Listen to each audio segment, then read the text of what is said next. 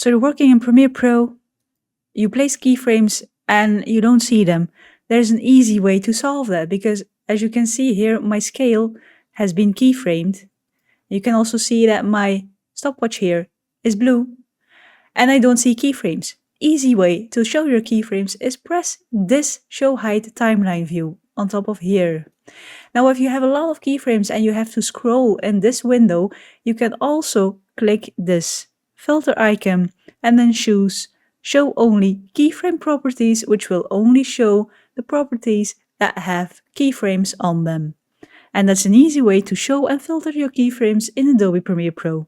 Like the video if you liked it, subscribe if you want to see more of my videos, and as always, thank you for watching, and I'll see you in the next one.